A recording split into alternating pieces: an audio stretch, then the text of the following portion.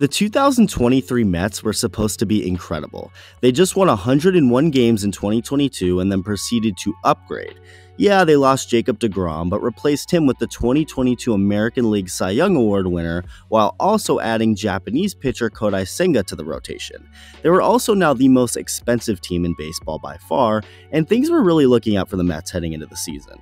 But unfortunately, money doesn't necessarily buy you wins, and no other year has proved that to be more true than 2023. But before we get any further, do you like listening to music? How about listening to baseball or this very YouTube video you're watching right now? Well, enhance your listening experience with whatever it is you like to listen to with Raycon earbuds. Raycon is changing the game by making great sound for everyone. Their wireless earbuds start at half the price of other premium audio brands. Raycon earbuds also give you 8 hours of playtime and 32 hours of battery life total, plus seamless Bluetooth pairing and a more compact design for a comfortable noise-isolating fit. There are also earbud tap functions to toggle between 3 customizable sound profiles, noise isolation, and awareness mode. Do you want them in a certain color? Raycon's got you covered, offering their wireless earbuds in a range of fun colors and patterns with a variety of fit options, and no dangling wires or stems. The company was co-founded by Ray J, and celebrities like Snoop Dogg and Mike Tyson are obsessed with Raycons. And to cap all of these great and cool things off, Raycon has a free return policy.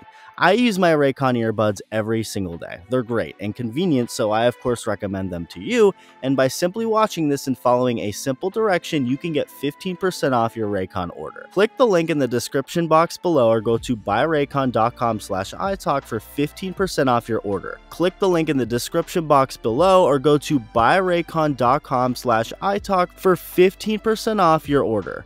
Now back to the video. Arguably the best closer in baseball, Edwin Diaz, going down before the season even began definitely didn't help, but if one player going down kills your entire team, you were never a good team to begin with. David Robertson, the man who took over in the closer's role, has actually been awesome this year. Not quite Edwin Diaz electric, but in over 40 innings, he's pitched to an ERA right at 2, striking out 48 hitters and recording 14 saves. So he's been good, but the rest of the bullpen just hasn't been reliable enough. This Mets roster has some good hitters, but it doesn't have any great hitters. Pete Alonso is an insane power threat. Francisco Lindor is pretty good, same goes for Brandon Nimmo and the rookie Francisco Alvarez. But when you have pretty much everyone else in the starting lineup being an average or below average hitter, it's not going to go very well for you. And that brings us to the starting rotation, a very expensive starting rotation with 3 of their starters being worth over a combined $100 million. Max Scherzer hasn't had his best season. It's not awful by any means, but for his standards and the amount he's getting paid, the Mets weren't getting their money's worth. In 19 starts for the Mets this year, Scherzer pitched to an ERA right at 4. Justin Verlander started off his season on the injured list, came back, and has overall been really good, making 16 starts, throwing over 90 innings, all with an ERA in the low 3s. And then Kodai Senga, the new Japanese addition, has been really good too, also pitching to an ERA in the low 3s and over 100 innings. So that's 3 solid arms at the top of your rotation, but then you look at the other 3 they have, and it's ugly. Tyler McGill has made 15 starts, pitching to an ERA over 5. Carlos Carrasco has made just as many starts, but with an ERA near 6.5. And then there's the lefty David Peterson with an ERA at about 6 and 11 starts, 17 appearances overall.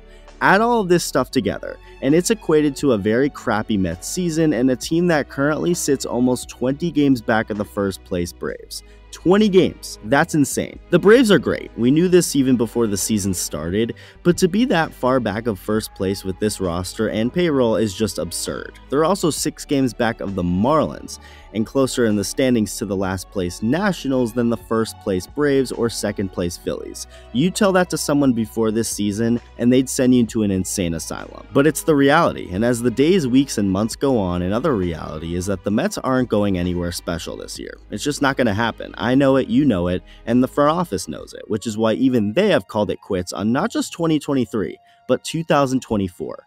Mets general manager Billy Epler and the rest of the front office figured that the best way to go about this team would be to start fresh, concede on this year and also next year, feeling that that is the best route to take regarding the future of this franchise. And so they did, starting with the best reliever on the roster right now, David Robertson. shipping him off to Miami to join the Marlins bullpen.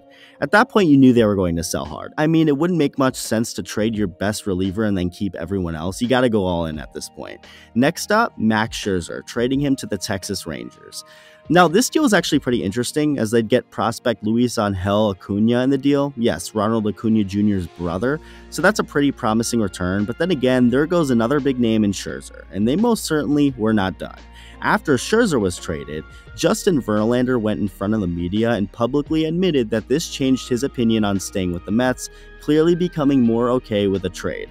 And so that's exactly what happened, with Verlander being traded back to the Houston Astros in exchange for 2 outfielders. And to close off the deadline, Epler struck one more relatively major deal, trading away Tommy Pham, one of the Mets' best hitters this year, to the Diamondbacks. And that's after they traded outfielder Mark Canha to the Brewers the day before. So based off these trades alone, it obviously doesn't take a genius to understand that the Mets were giving up on 2023. But then Max Scherzer spilled the beans to the site The Athletic, telling them just exactly what Billy Epler and the Mets' plan was moving forward. Here's exactly what Scherzer said according to The Athletic. Quote, "I talked to Billy. I was like, okay, are we reloading for 2024? He goes, no, we're not. Basically, our vision now is for 2025 to 2026. 25 at the earliest, more like 26. We're going to be making trades around that." I was like, so the team is not going to be pursuing free agents this offseason or assemble a team that can compete for a World Series next year?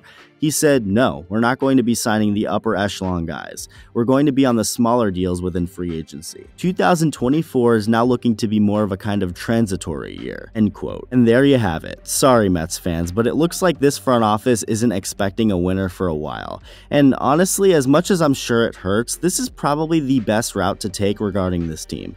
I mean, this team just simply isn't good right now. There's so much money being poured into this team that isn't good. It just likely wouldn't be the smartest thing to plan on winning in 2024. Why would you expect anything to change that drastically? You can't blame Steve Cohen for this. I mean, he did all he could do. Sure, you could argue he spent his money a little foolishly and on some of the wrong players, but overall, he's done pretty much everything he could do. The rest is up to the front office and to the players. Both have failed, and the front office has now realized that it's time to tear a lot of it up and start over to build a winner, something that's going to take a while. Billy Epler isn't even fully convinced that 2025 will be the year. He's hoping that will be at the earliest, but is also thinking this rebuild can take until as far along as 2026. And to cap off a pretty sad day for Mets fans, the team went on to lose a game to arguably the worst team in all of baseball, the Kansas City Royals, on a walk-off balk. So buckle up, Mets fans. I'm sure this isn't what you were expecting heading into 2023, but here we are with a Mets team that just isn't good and isn't planning on being good for another couple of years. Let me know what you think. Thank you for watching, and I'll see you in the next video.